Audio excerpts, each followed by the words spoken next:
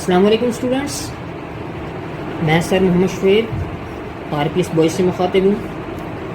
सबसे पहले नंबर पर आपको क्लास 7 में आने पर बहुत बहुत मुबारकबाद। Welcome to class 7 students.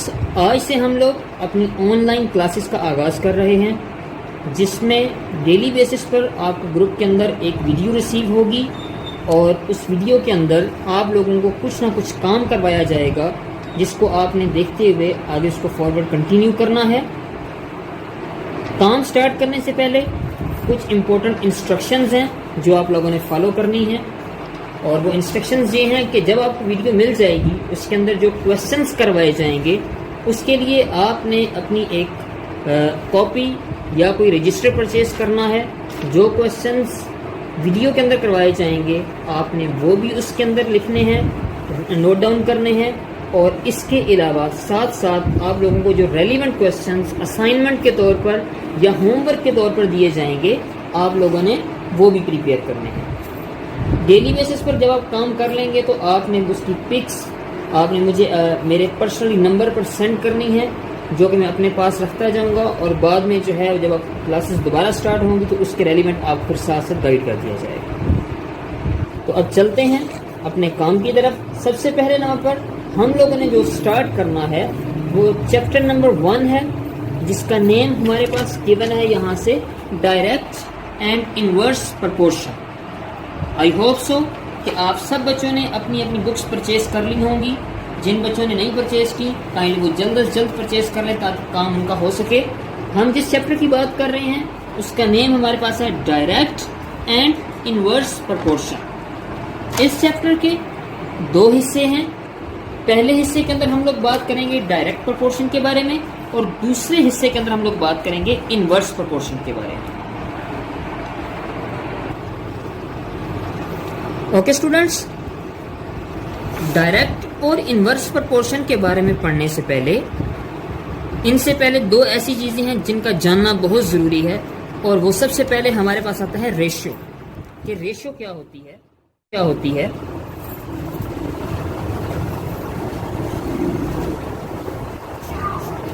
Students. Ratio का बेसिक मतलब होता है कंपैरिजन। कंपैरिजन करना, कंपैरिजन 2 सेम क्वांटिटीज का। हम जब सेम क्वांटिटीज का कंपैरिजन करेंगे तो उस कंपैरिजन को बेसिकली हम लोग रेशियो का नाम दिया करते हैं।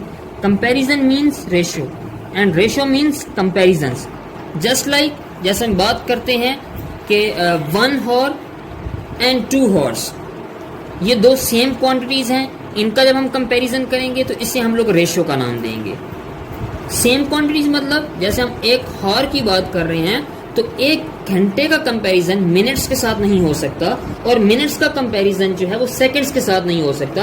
अगर हम मिनट्स की बात करेंगे तो मिनट्स का कंपैरिजन मिनट्स के साथ होगा, और अगर हम लोग सेकंड्स की बात करेंगे तो सेकंड्स का कंपैरिजन सेकंड्स के साथ होगा। Means 1 hour ratio 2 hours, same quantities. और रेशियो के लिए हम लोग जो साइन यूज करते हैं वो हमारे पास होता है, ये 2 डॉट्स हम लोग यूज करते हैं, इसको एज अ रेशियो यूज किया जाता है। रेशियो के लिए हम लोग ये साइन यूज करते हैं। जस्ट लाइक जैसे हमारे पास कोई सी 2 क्वांटिटीज हैं A एंड B, और जब हम इनका कंपैरिजन करेंगे, इनके दरमियान रेशियो की बात करेंगे तो वो हमारे पास आएगा A ratio B। A ratio B, ये इसका साइन होता है जिसे use for ratio, A ratio B। और रेशियो का जो सेकंड मतलब होता है वो होता है डिवाइड करना।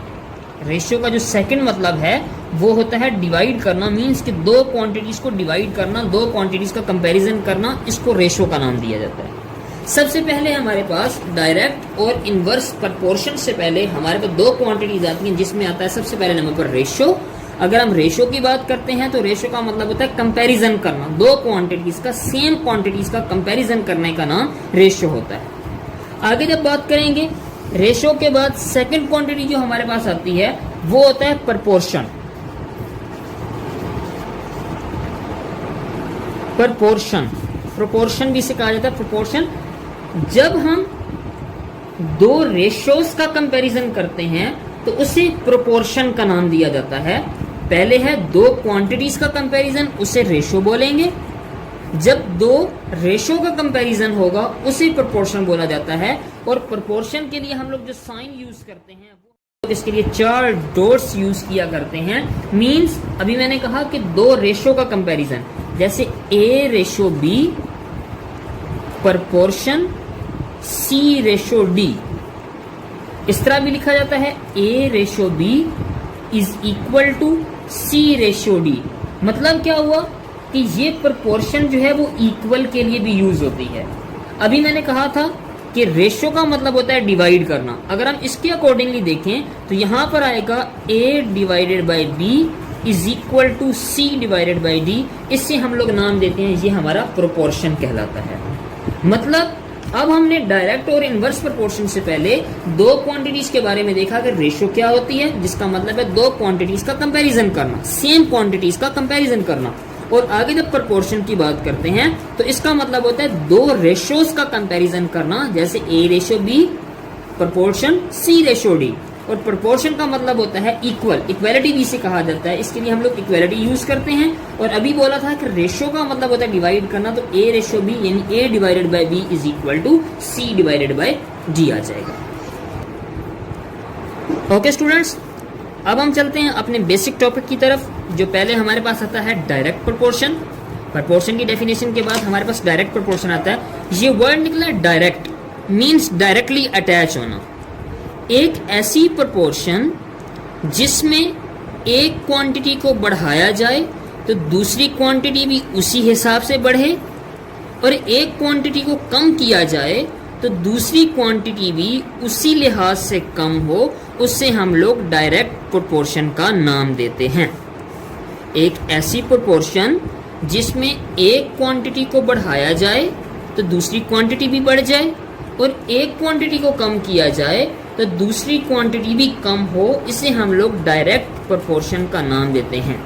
अब proportion in which if one quantity is increased then second quantity is also increased, and one quantity is decreased then second quantity is also decreased, this is known as direct proportion। इसे हम लोग direct proportion का नाम देते हैं।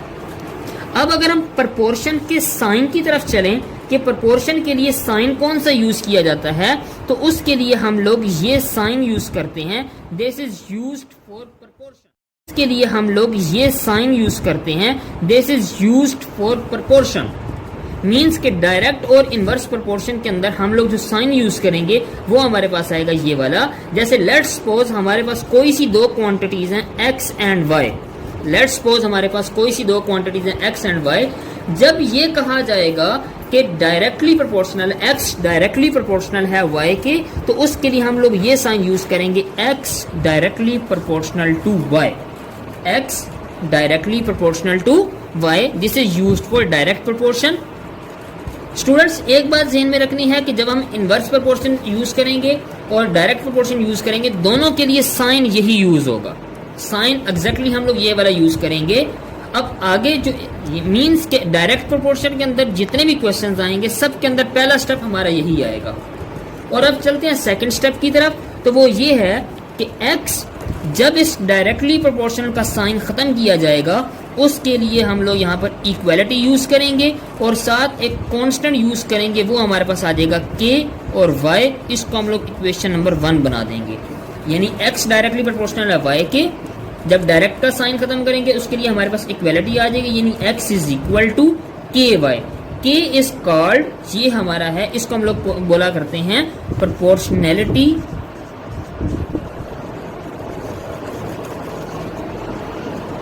Constant. Proportionality constant. अगर हमारे पास कोई सी 2 क्वांटिटीज हैं x और y, और अगर वो डायरेक्ट हैं प्रोपोर्शन, तो यहाँ पर आएगा x directly proportional to y, और डायरेक्टली का जब हम साइन खत्म करेंगे उसकी जगह हमारे पास आ जाएगा k, यानी x is equal to ky। k is called proportionality constant. हम डायरेक्ट प्रोपोर्शन के जितने भी क्वेश्चंस करेंगे उनके अंदर सबसे पहला स्टेप हमारा यही होगा, x directly proportional to y and x is equal to ky, where k is called directly proportional और अ प्रोपोर्शनैलिटी कांस्टेंट के तौर पर। अब आ जाए जरा अपनी बुक के ऊपर, तो सबसे पहले नंबर पर हमारे पास यहाँ पर इसका फार्मूला गिवन है, उस फार्मूले को आप लोग अंडरलाइन कर लें। ये हमारे पास है if y is directly proportional to x। एक हमारे पास ये x का जनरल फार्मूला है, इस जनरल फार्मूले को आप मार्क कर लें। और दूसरा जो मैंने आपको फार्मूला बताया है वो ये आपकी कॉपीज के ऊपर गिवन है, x directly proportional to y, x is equal to ky। तो ये हमारा आज का सबसे पहला लेक्चर था जिसको आप लोगों ने प्रिपेयर करना है। कल इंशाल्लाह ताला हम लोग इसी को आगे फॉरवर्ड कंटिन्यू करेंगे और कल इंशाल्लाह इसके साथ साथ क्वेश्चन भी सॉल्व करेंगे। Thank you so much.